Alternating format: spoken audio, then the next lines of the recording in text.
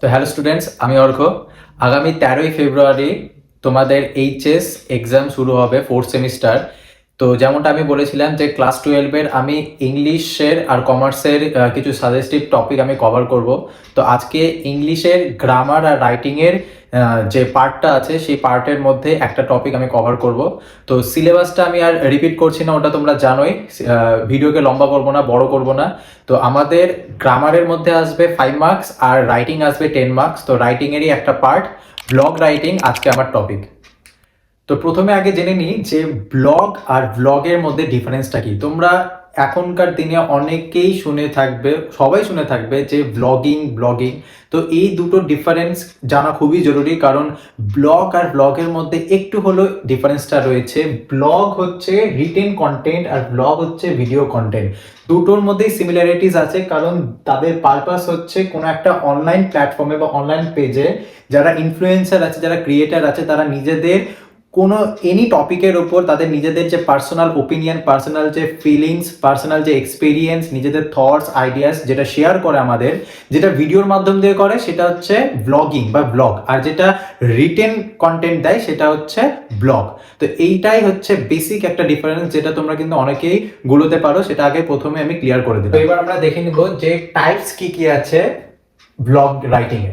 প্রথমে আছে personal blog, তারপরে এডুকেশনাল ব্লগ, তারপরে বিজনেস, তারপরে হচ্ছে নিশ ব্লগ, আর একটা লাস্ট হচ্ছে নিউজ ব্লগ।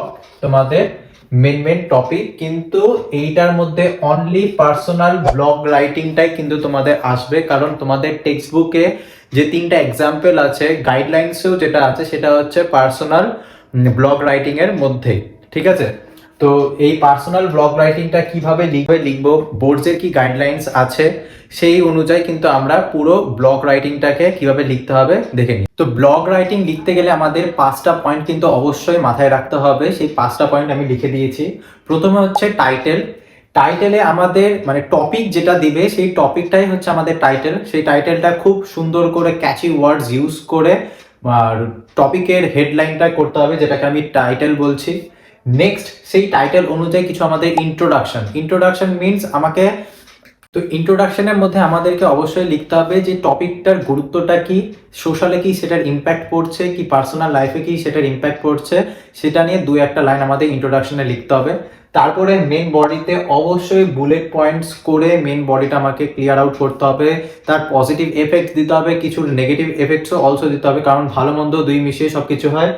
আর শেষে আমাদের কনক্লুশন দিতে হবে যে আমার এই ব্লগ রাইটিং লেখার কি আউটপুট দাঁড়ালো, কি কনক্লুশনে এসে পৌঁছালাম, যে প্রোডাক্টটা ভালো ছিল কি খারাপ ছিল, কি কন্টেন্টটা ঠিক ছিল কি মন্দ ছিল, কেমন লাগলো আমার, সেটা আমি আমার কনক্লুশনে লিখবো। আর শেষে সবচেয়ে এঙ্গেজমেন্ট বাড়াতে সাহায্য করে সেটা হচ্ছে CTA, that means call to action, যেটা আমরা ভিডিও কন্টেন্টে অর্থাৎ ব্লগিংয়ে আমরা যেটা বলি এঙ্গেজমেন্টের জন্য, আমরা বলি লাইক করে দিতে, কমেন্ট করতে, শেয়ার করতে, যাতে আমাদের এই কন্টেন্টটা সোশ্যাল মিডিয়াতে এঙ্গেজ হয়। সেটাই এঙ্গেজ করার জন্য আমাদের ব্লগ রাইটিংয়ে সিটিএতে তাদের নিজেদের পার্সোনাল ওপিনিয়ন কমেন্ট সেকশনে কমেন্ট করতে বলে। তো সেটাই আমরা লাস্টে যদি অ্যাড করে দিই তাহলে কিন্তু আমাদের ব্লগ রাইটিংটা খুব ভালো হবে। মার্কিং এর জন্য এই 5টা স্টেপ করলে সেই 5টা স্টেপে 5 মার্কস একদম কিন্তু ফুলফিল তোমাদের থাকবে। অনলাইন প্ল্যাটফর্মে কেমন করে ব্লগ রাইটিং লিখতে হয় চলো একবার সেটা দেখে নিই। কিন্তু তোমাদের এইভাবে লেখার দরকার নাই। তোমাদের বোর্ডসের গাইডলাইন অনুযায়ী শুধু কন্টেন্টটা অর্থাৎ মেন বডি, হেডলাইন সহ, টাইটেল সহ, ইন্ট্রোডাকশন, যে 5টা স্টেপ বললাম সেই 5টা স্টেপ তোমাদের খাতাতে সুন্দর করে লিখতে হবে। বানান ঠিক রাখতে হবে, গ্রামাটিক্যাল মিস্টেক যাতে না হয় সেই দিকে নজর রাখতে হবে। তোমাদের কোনো এরকম ফরম্যাট তৈরি করতে লাগবে না। তো ধরো তোমাদের এরকম একটা ব্লগ পোস্ট লিখতে দিল, write a blog post on tips for students to achieve success.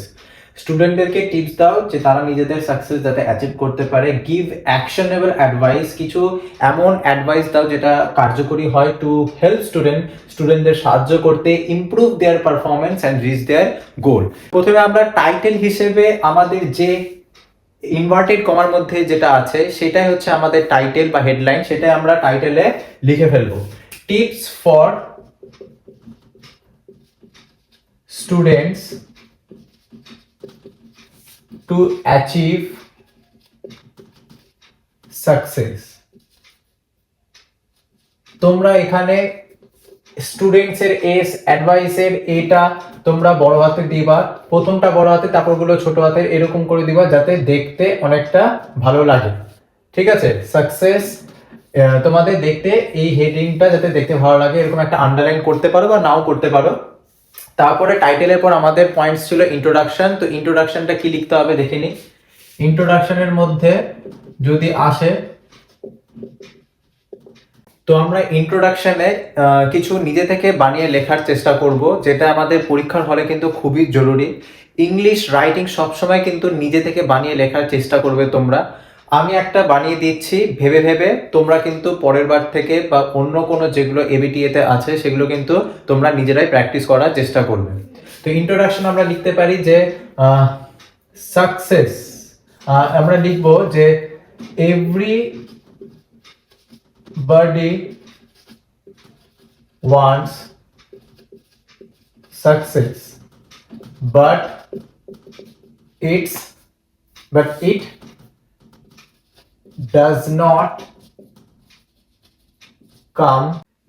does not come overnight. It comes only with dedication, passion, and hard work. তো এরকম কিছু তোমরা ইন্ট্রোডাকশনে 2-1 লাইন কিন্তু লিখতে পারো। তোমরা ইন্ট্রোডাকশনে এই লাইনটা ইউজ করতে পারো যে both good and bad habits can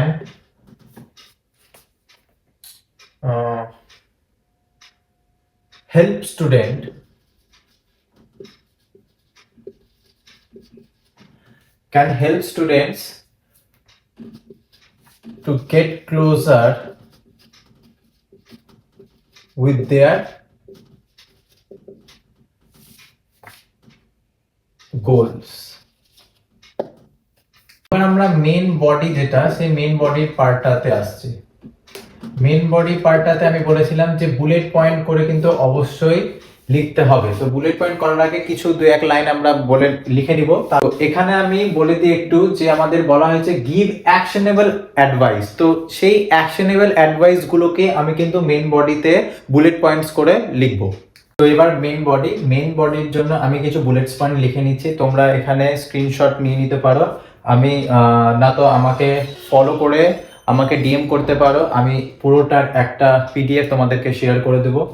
আর এই মেইন বডিতে আমি কিছু হেল্পফুল টিপস দিয়েছি যেটা আমার কিন্তু ব্লগ পোস্টের এই অ্যাকশনেবল অ্যাডভাইসের সাথে একদম যাচ্ছে। সেই টিপসগুলো কিন্তু বুলেট পয়েন্টস করে লেখা আছে। কনক্লুশনে আমি কিছু সেন্টেন্স লিখেছি, সেই সেন্টেন্সটা 2-1 লাইনে লিখতে হবে। আর সিটিএতে অবশ্যই এটা ম্যান্ডেটরি, সিটিএতে কিন্তু তোমরা এই ধরনের লাইন অবশ্যই লিখবে যে share this post with friends who want to be succeed. যেহেতু এই ব্লগ পোস্টের সাথে এই লাইনটা যাচ্ছে সেই জন্য এইটা লিখলাম। And write down your own opinions in comment section. Comment সেকশনে কিন্তু নিজেদের ওপিনিয়ন অবশ্যই দিতে বলতে হবে। এটা কল টু অ্যাকশন এই ব্লগ পোস্টকে এঙ্গেজ করছে, তো এটা নেসেসারি। এই 5টা স্টেপ তোমরা যদি খাতাতে খুব সুন্দর করে হাতের লেখা ভালো রেখে বানান না ভুল করে গ্রামাটিক্যাল মিস্টেক না করে তোমরা যদি লিখতে পারো তাহলে 5-এ 5। তো এই ব্লগ পোস্টটা তোমরা যদি নিজেদের কাছে সফট কপি হিসেবে পেতে চাও তাহলে আমাকে অবশ্যই ফলো বা সাবস্ক্রাইব করে কমেন্টে ব্লগ লিখে দিতে হবে, তাহলে কিন্তু সেটা সরাসরি তোমাদের ডিএম এ আমি সেন্ড করে দেবো। তো আশা করছি তোমরা ব্লগ রাইটিংটা বুঝতে পারলে, আর যদি বুঝতে পারো তাহলে অবশ্যই একটা লাইক করে দিও আর আমাকে কমেন্টে জানিও সাজেস্টিভ কি তোমরা চাইছো ব্লগ রাইটিং, আমি সেটারও কভার করব। আমি নিজে কিছু সাজেস্টিভ ব্লগ রাইটিং আমি বার করছি, সেটা আমি অবশ্যই শেয়ার করব তোমাদের সাথে, আর খুব তাড়াতাড়ি সেটা আমি জানিয়ে দিব। তো সেটার জন্য আমাকে সাবস্ক্রাইব করে রাখতে হবে, ফলো করতে হবে আমার সাথে, আর দেখা হচ্ছে নেক্সট ভিডিওতে।